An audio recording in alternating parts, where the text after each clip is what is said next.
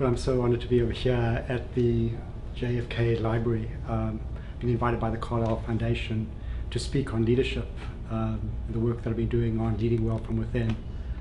And JFK is really one of the greatest leaders of our time. And he said, the mind is one of our most fundamental resources, and leadership and learning are indispensable to each other. And what's really profound is that here we are at the JFK Library, and we'll be speaking in a moment about how we lead well from within, how we learn about our mind so we can lead more effectively. We can lead more effectively from our highest selves. We'll be talking about how we go about navigate stress so we can focus on really what matters most in our life. And so the excitement of this over here is as we come together to learn to lead more effectively, collectively, we have the power to transform the world. There's such an extraordinary collective of leadership here together with the capacity to transform the world. So what I want to invite you to do is just to, for a moment, to bring to mind, and here we are in the JFK Library, the most inspiring leader that you've ever encountered. And maybe it's one of our past presidents, or maybe it's somebody that's mentored you, somebody that's really touched you deeply in your soul. And as you think about those individuals, what are the qualities of their leadership that so inspire you? What are some of those qualities? Humility, huge one. Beautiful. What else? Humor. Okay, love it. Right on. What? Purpose-driven. Awesome. Empathy. Beautiful, Anna. Passion. Oh, I love that one. Rock on. Inspiration. Awesome. Judy. Authentic. Thank you, Andrew. Distribute credit to others, right? Aspiration. Right on. Vulnerability. Beautiful. Vision. Huh? Dynamic. Trusting. Awesome. That's just like a great list. This next list may be quite easy to come by as well. Okay. So think about some of the low performance leaders right now, those leaders that kind of bristle you, scare the bejeebers out of you, may have tormented you. What are some of those qualities? Arrogance. Huge. Self-centered. We're going to come back to that. What else? Dictatorial. Right on.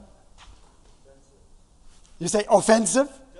Okay, well, okay, defensive. Okay. Defensive and offensive. Okay. Right on, right. Manipulative. Great. So who are these leaders fundamentally in service of? Themselves. As opposed to these high-performance leaders, they're in service of something larger than themselves, right? So I embody these high-performance and low-performance states in something I've been working with for a long period of time, something called the reactive mindset and the creative mindset. And I'll share with you the track on how you actually talk about shifting between these two states. And I was looking for a way of quantifying this. And about 3 years ago, I founded an organization, the Leadership Circle, who've created a highly validated instrument that actually quantifies the reactive and the creative mindset. And they've done 65,000 360 reviews. So this is simply putting a framework around what you've already shared. So these are the domains over here of high-performance leadership. High-performance leaders with a creative mindset are fundamentally achievement-oriented. They have purpose and vision. They're strategically focused, they're decisive, and they know how to get results. At the same time, they relate well to people. They care, they foster team play, they collaborate well, and they mentor well. They have courageous authenticity. They also have systems awareness. They know they're concerned for community, and they know how to sustain productivity without burning everybody out. And then they are fundamentally self-aware. They are personal learners, they have composure, they balance, and they're selfless leaders. These are leaders who are in service of something larger than themselves. Right? On the other hand, low-performance leaders, and this gets into some of Karen Horney's work, when we're threatened by ego, we take one of three orientations. on one way we may move towards people. So these leaders can be actually overly complying, pleasing, conforming, and passive. So these leaders are wishy-washy, they just don't take a stand. Or they're overly protective.